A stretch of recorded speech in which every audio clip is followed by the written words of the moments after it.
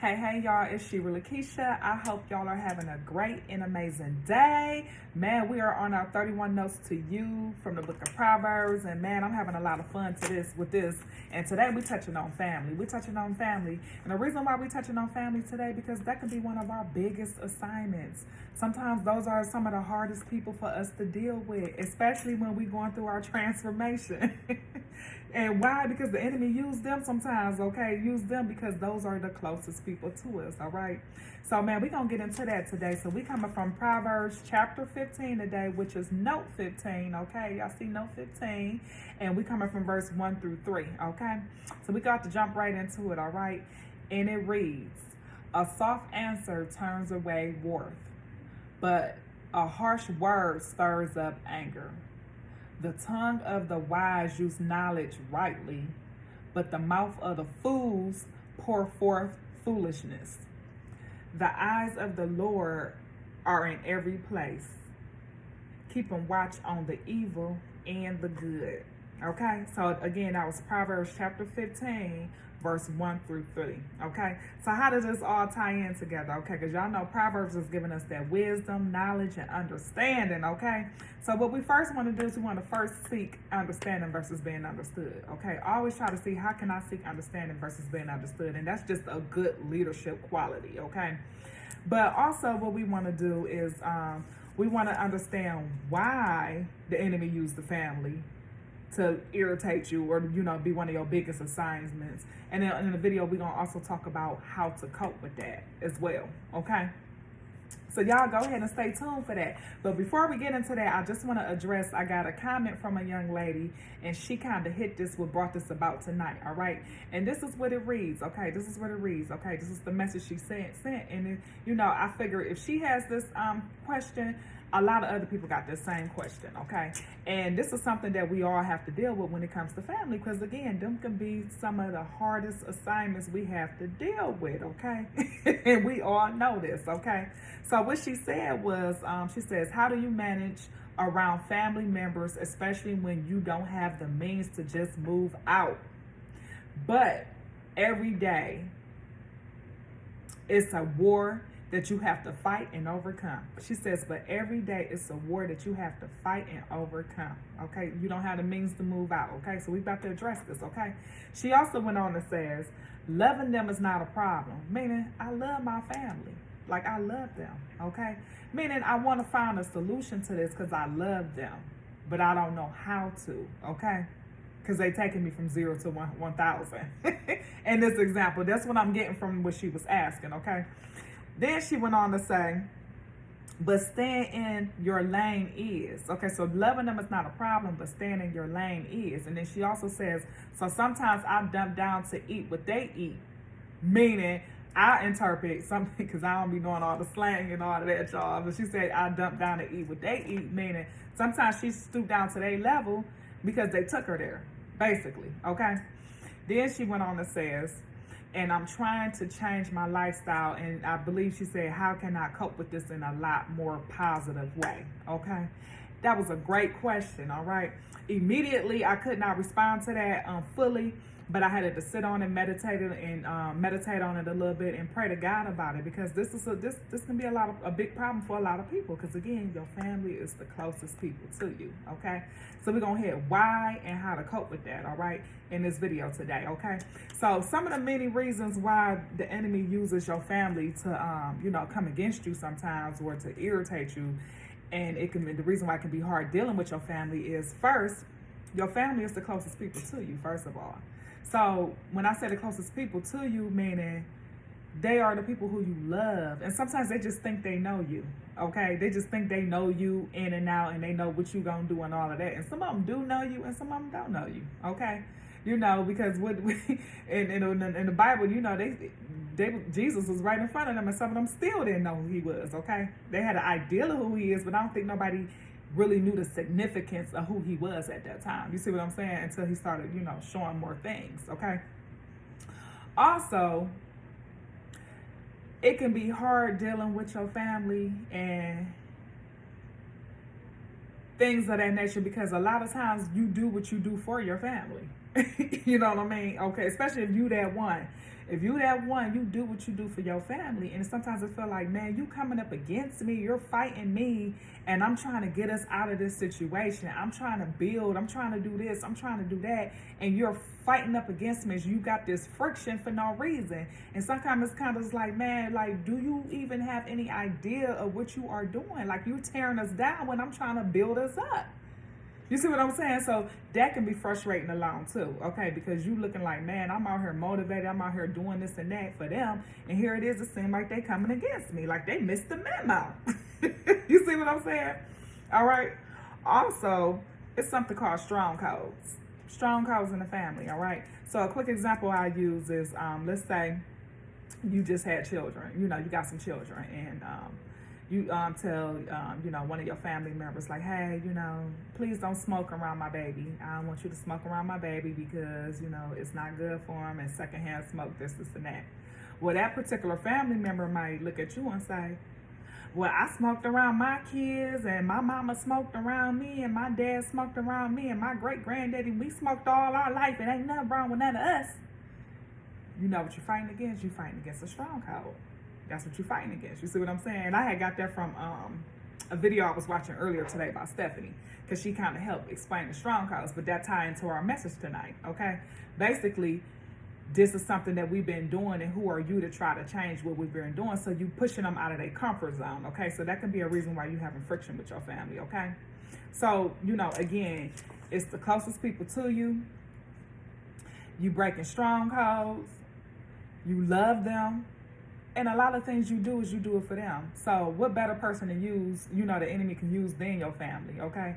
He did it with Job in the Bible. Had Job's wife even turn against him towards the end. You see what I'm saying? He did it with Cain and Abel, okay?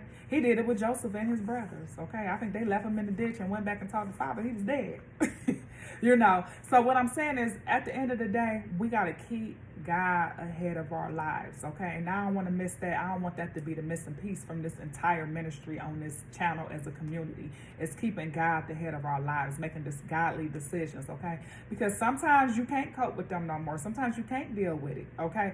You got to do what God tell you to do, because I believe God told Abraham in the Bible to get up and leave his father. He said, get up and leave your family so I can take you to a place where you become great.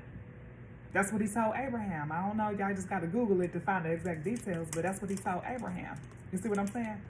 So sometimes it could be God allowing this to happen to help push us out of our, make us more comfortable and push us out of our comfort zone, okay? Because when I'm reading this message, she said you don't have the means to move out, so you got to stay there. You don't have to take anything, okay? So now what we about to do is we got to go into the solution. What's the solution, okay? So there's many ways you can cope with it. I don't know what the direct situation is, but it's different ways you can cope with it, okay? One of the ways you can cope with it is you can have a game plan, okay? Have yourself a game plan, all right? So don't just say, oh, I'm in a situation and I got to stay here. Well, what situation can you get yourself into, or what can you start working on to get yourself in the situation that you want to be in, okay? Don't feel like you just got to take it. When you have a game plan, when you start dealing with certain stuff, you start approaching it a little different. You probably be like, I got 2 more months of this and this, I'm about to be up out of here. And you know what? I got 1 more week of this and I'm about to be up out of here, okay? You got something you working towards. But if you feel like you just got to sit there and soak in it, then that's going to make you miserable, and that's going to make you continue to respond in a negative way. You see what I'm saying? All right? Another way you can help cope with it is try not to argue over petty things or little small things. You see what I'm saying? Like, for instance, I'm going to use an example. Let's say, for instance, one of your family members, when they use the toothpaste, they leave toothpaste crust all over, all the toothpaste is all over on the outside of the toothpaste. It's like, it's a big mess. It's like, you couldn't have had, been a lot more cleaner with this. So instead of getting irritated about that, just go buy your own toothpaste. Buy your own toothpaste and put your own toothpaste up, so that when you go brush your teeth, you can have a nice clean cap when you take it off and put it on, and you ain't got to worry about dealing with that. You'll have more of a peace of mind. So just try not to argue over little small minute things, because if you keep going and arguing about why you leave the toothpaste top open and this toothpaste spread all on the outside, if you keep going to argue about it, then you ain't doing nothing but putting fuel to the fire, okay? Because a lot of times they're gonna just take it like you just being negative, and you just being negative to no reason, and then you just picking on them. You see what I'm saying? So just go buy your own toothpaste. That's it. Just buy your own toothpaste, okay? So try not to argue over little small, minute things, okay? And then also, visualize yourself responding in a positive way next time they do something that irritates you. So just think about something that how they really irritate you, and then, you know, lay back, relax, and meditate, and just think about yourself responding in a more calmer way when they come at you or they do something. And then once you do that, once you keep seeing yourself responding in a more calmer way, then you'll be able to help put the fire out. You see what I'm saying? Because I'm gonna read it again. It says here, Proverbs chapter 15 verse 1 says, a soft answer turns away wrath, but a harsh word stirs up anger. So just see yourself responding in a lot smoother, calmer way when you're approaching the situation, okay? And that'll help you, so when the next time it do happen, you will respond that way, okay? So anyways, y'all, those are just a few things that you can do, you know, when it comes to, you know, dealing with family, because a lot of times we love our family, and the good news is that you want to be able to continue loving them, and you want to make it work. And sometimes it's a quote that says, in order to make a difference in the world, we must first make a difference in ourselves. So just, you know, watching what we say, watching how we approach things. Also, what I was getting ready to say, being able to seek understanding versus being understood, and, you know, talking things out. And then if you get to the point where you just can't deal with it, well, again, work on your game plan and get yourself out of that situation, because sometimes God can be just turning up the heat to get you off the boat. You see what I'm saying? Like he told Abraham, he said, leave your father, I'm going to send you to a nation where you're going to be great. So you just never know, okay? You just never know. But at the end of the day, you want to keep God ahead of your life. You want to make this godly decisions, and we don't want to idolize anybody and make anybody above God, is what I'm saying. So you can't be afraid to make certain decisions. You got to make decisions that are in alignment with God at the end of the day, okay? But other than that, y'all, that's it for this video.